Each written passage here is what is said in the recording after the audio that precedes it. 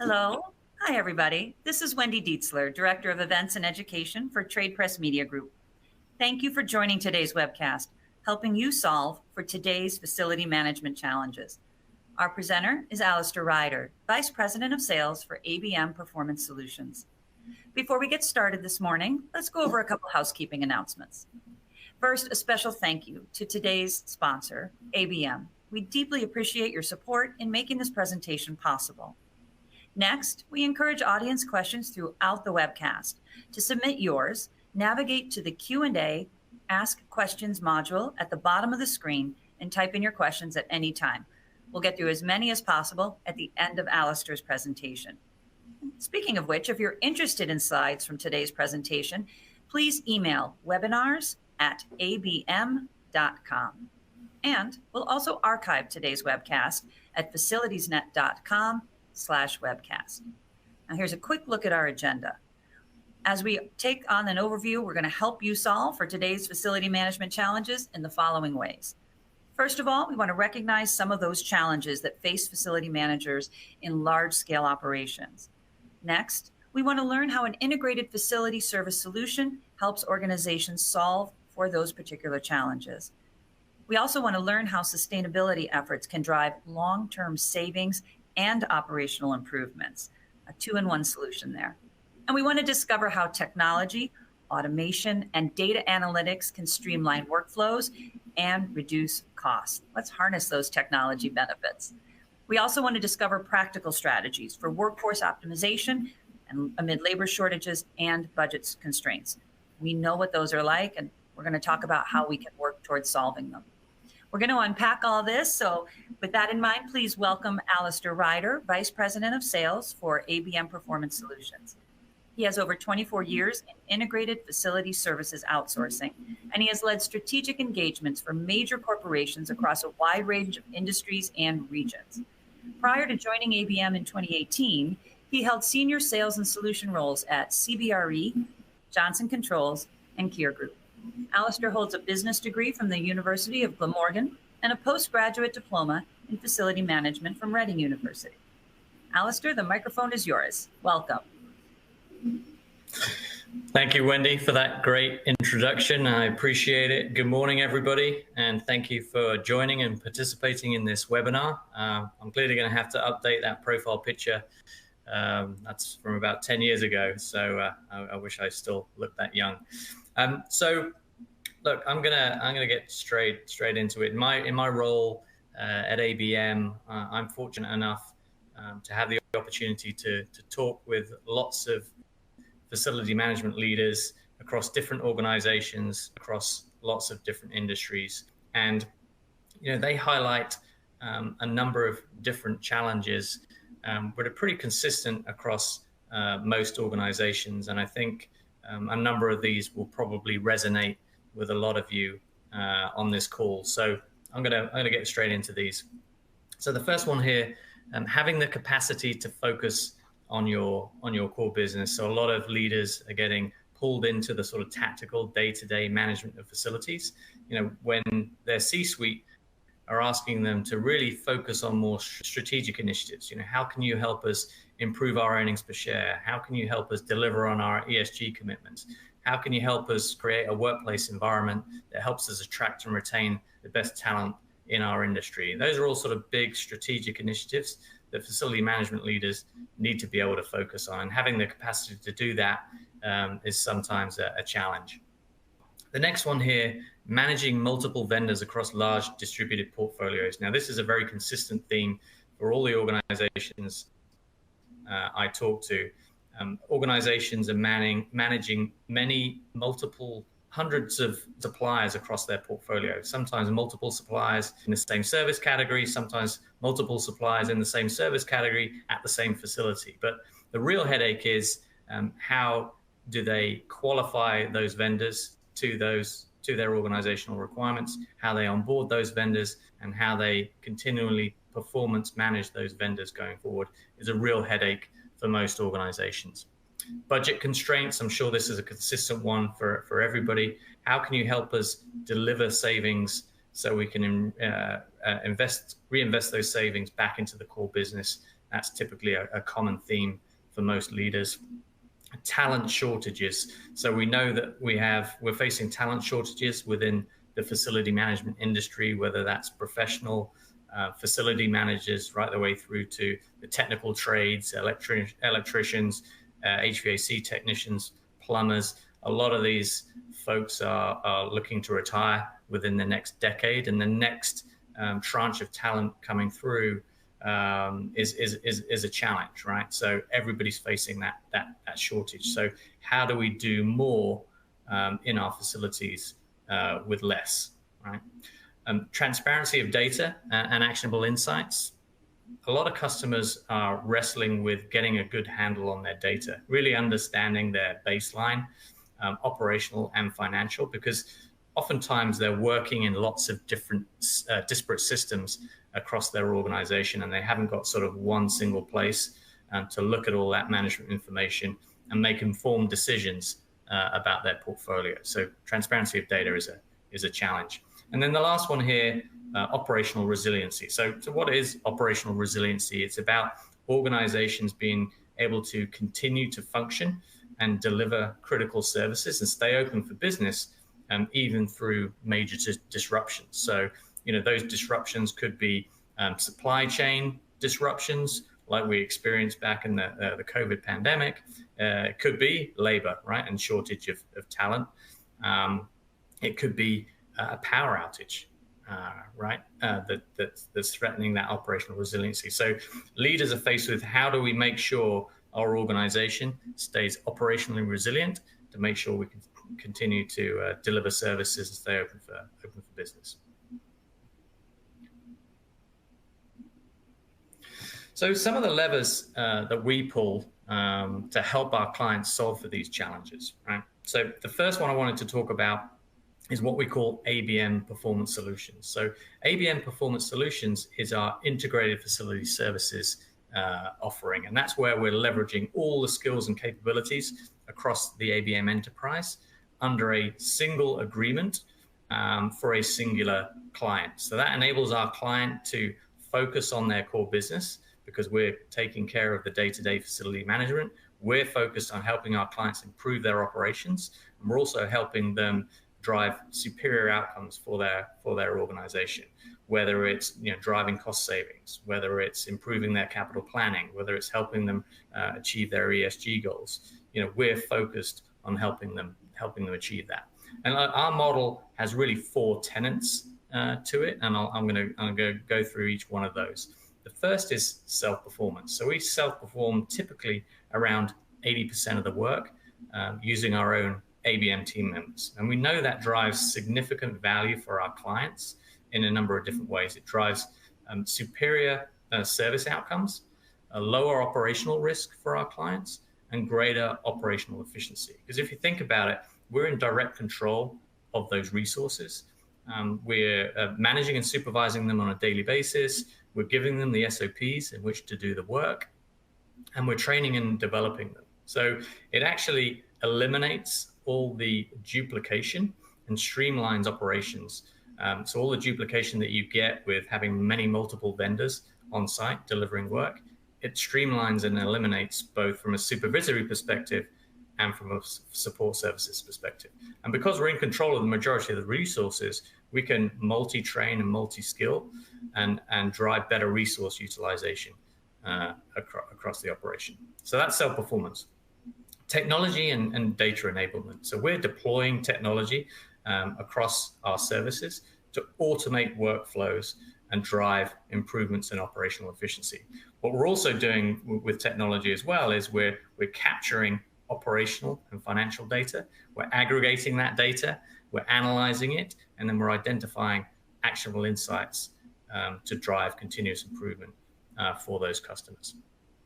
The third one, account governance. So for all our ABM Performance Solutions contracts, we assign a dedicated ABM Performance Solutions account director who is responsible and accountable for operational and financial performance to make sure we're meeting the obligations within the contract for that customer. And then when you can combine that with our self-performance model, it really drives significant improvements in accountability.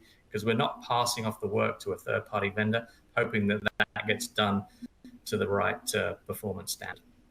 And then the last one here, which I think is really important, is specialty technical solutions. So, I met with a consultant in the industry recently, and one of the comments that they made is, wow, you guys are like one of the best kept secrets in the industry. I didn't realize you had so much technical capability within your organization as well. So just a few examples here. We talked about operational resiliency a moment ago. We actually provide full turnkey microgrid solutions for clients that can be either diesel power generation or solar array and battery storage. So you're sort of hitting resiliency objectives there and some ESG objectives there all in one.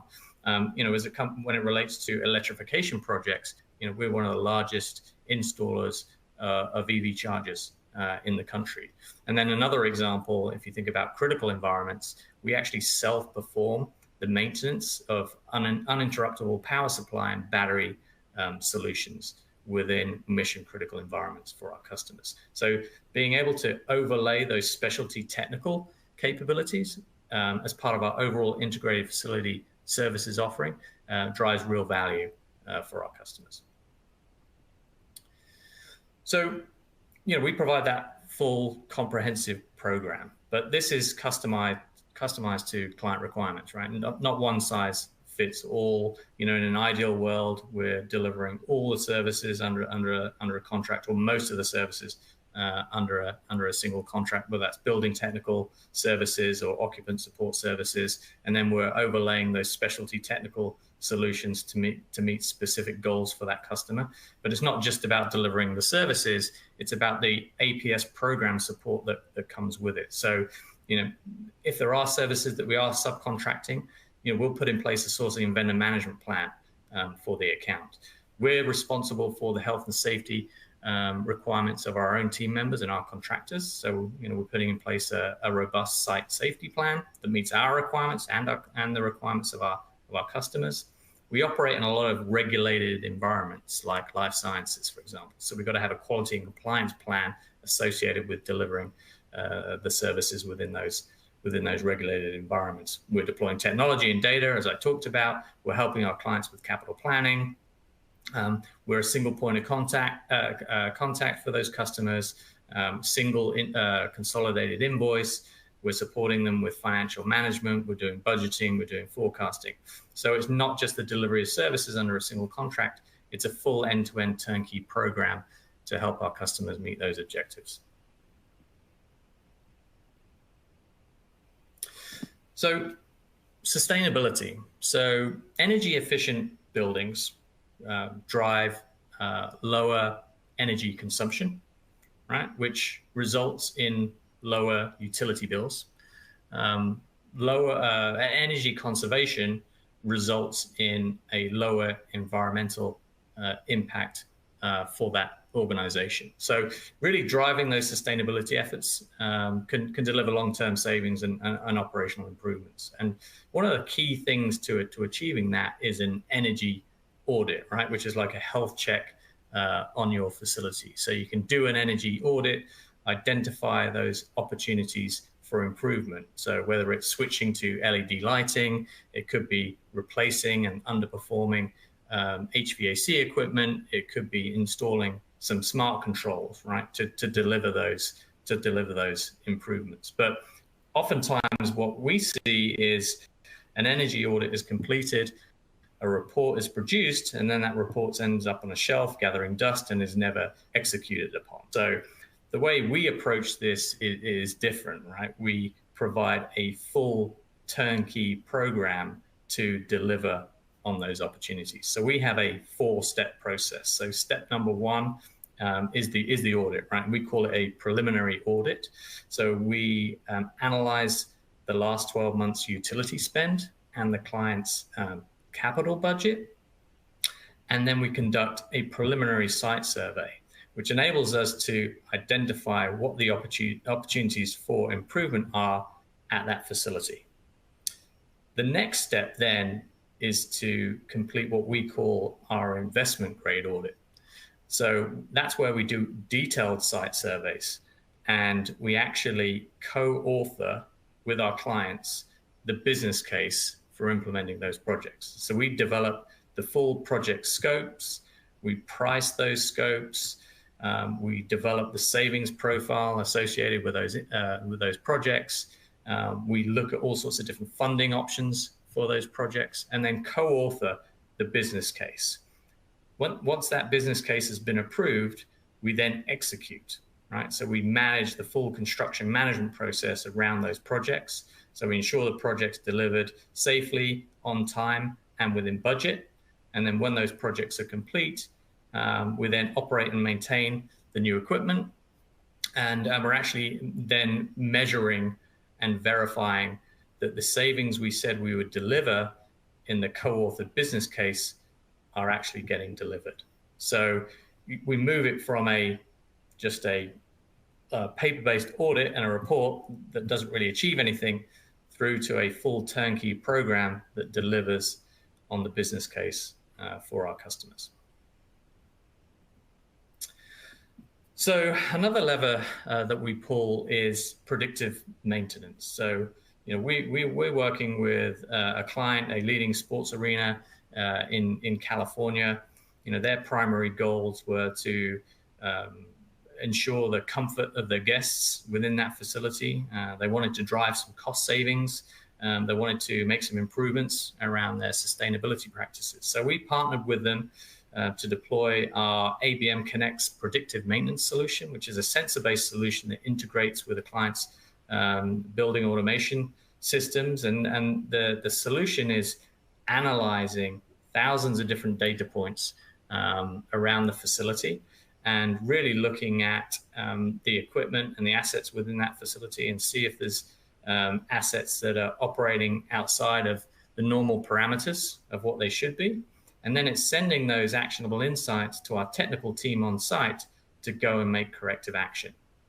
And this solution has delivered significant reductions in energy consumption, which has resulted in annual savings around their energy costs. I think at the moment we're up at around $250,000 worth of savings. That doesn't include other operational savings that are achieved, but also has made some improvements around their capital planning process as well, understanding what assets are performing, what's not performing, what's critical, what's non-critical, and where should we be investing our capital dollars moving forward.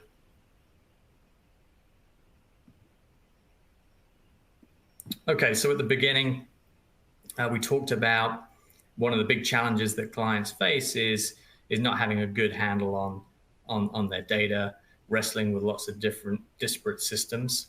One of the things that we do for our clients is deploy what we call our ABM Connect client dashboard. And that really integrates both with ABM systems, but also our client systems, to pull all that data into one place, to give the client that single source of truth in real time around their portfolio: operational data, financial data, safety data, asset data, inspection data, all in one place. Enables us to analyze that data, identify actionable insights.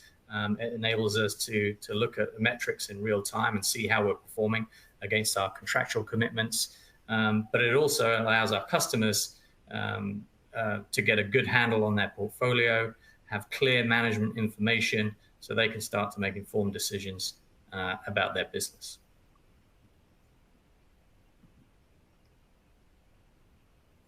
We talked about labor shortages and budget pressures.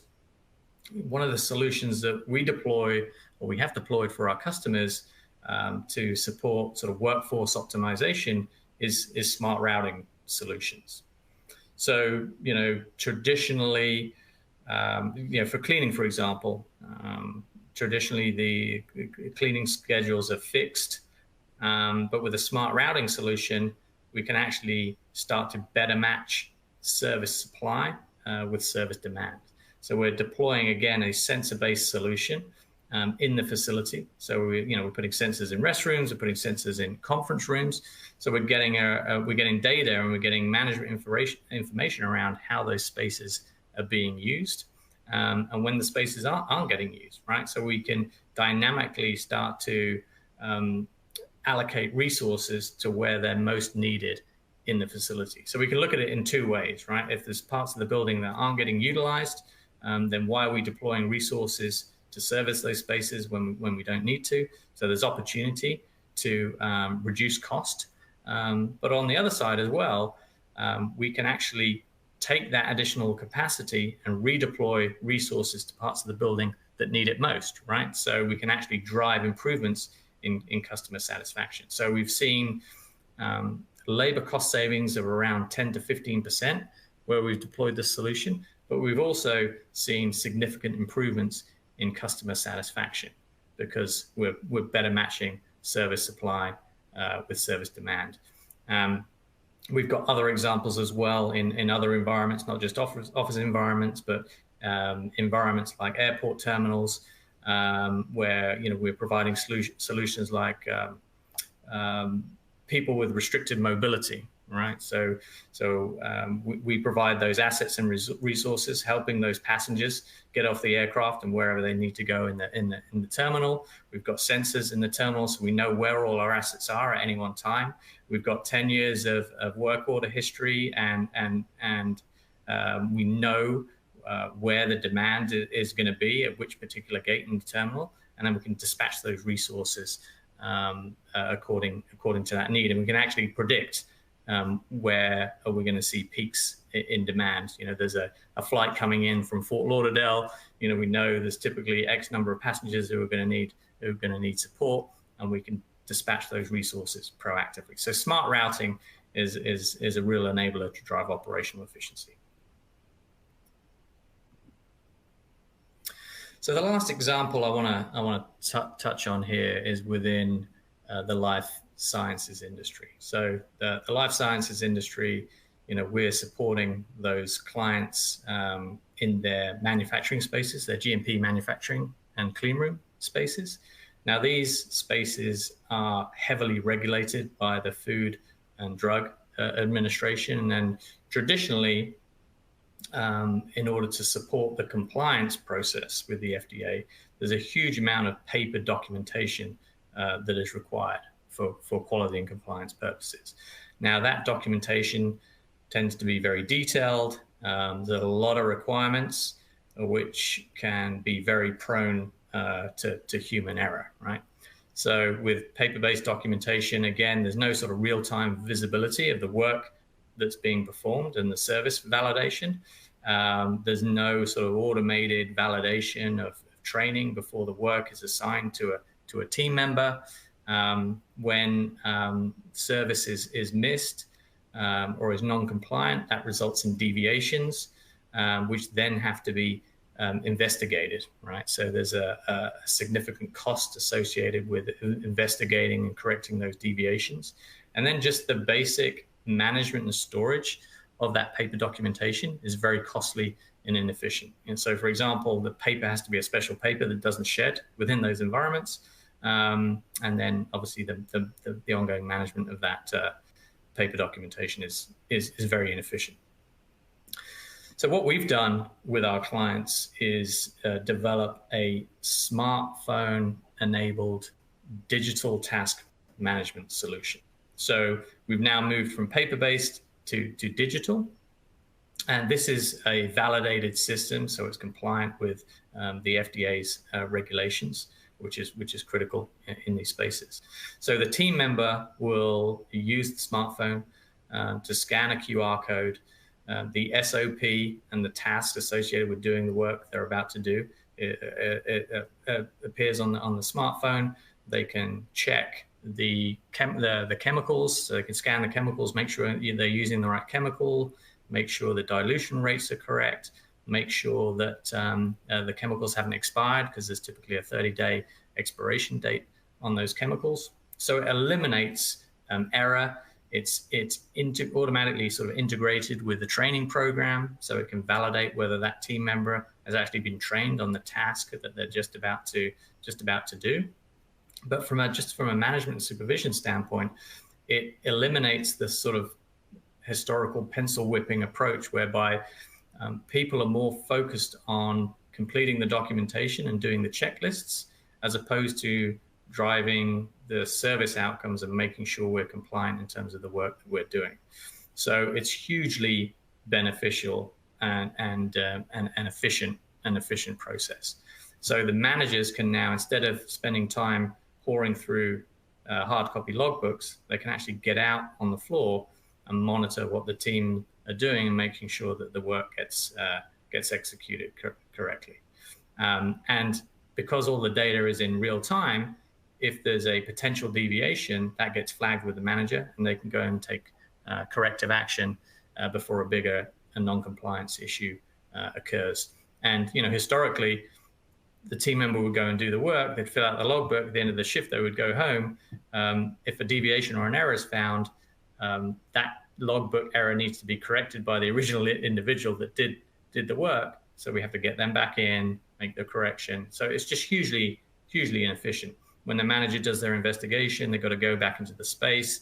They've got to gown up and gown down several times. So as well as the labor hours associated with that, there's also the cost of the gowns, which are $30 a piece. So it's hugely inefficient and costly. So this new digital process makes the whole process more efficient.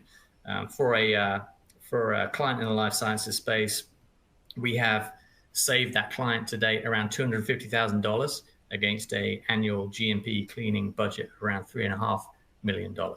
So it's been hugely beneficial, and we continue to scale this solution up for other customers in this space. Okay, so I'm going to pause there and sort of open up for any questions, and I'm going to hand back to Wendy, who's going to help me with this. Back to you, Wendy. Thank you so much, Alistair. I really appreciated the in-depth aspect of the information you shared, especially with some of those real-world examples.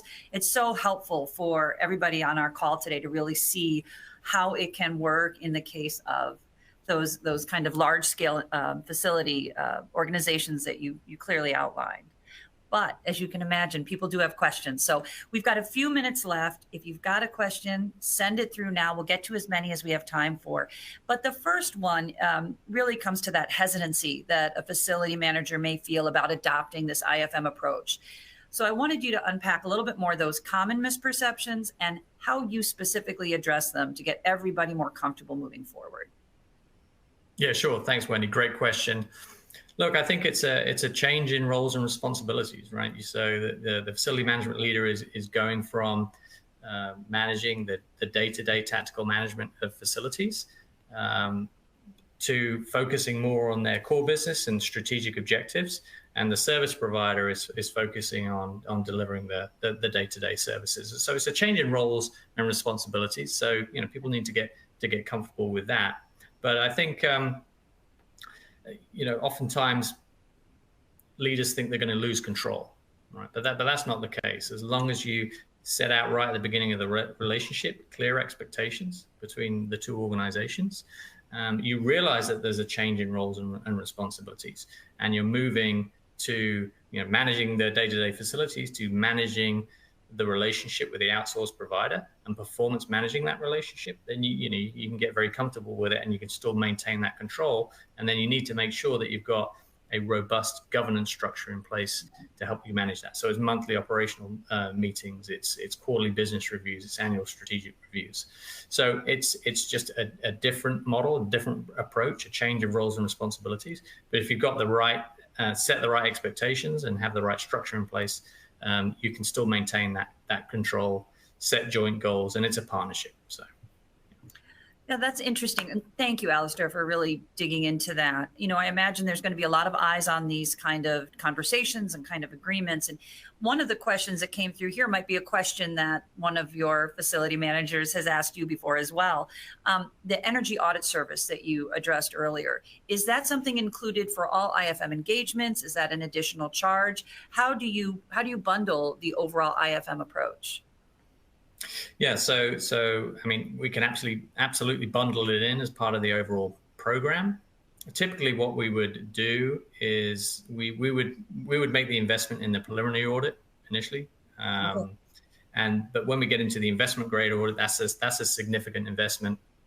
So normally we enter into a development agreement whereby if we reach the end of the development agreement and we implement the projects, then the investment grade audit becomes, we'll wrap the cost of that investment grade audit into the execution of the projects.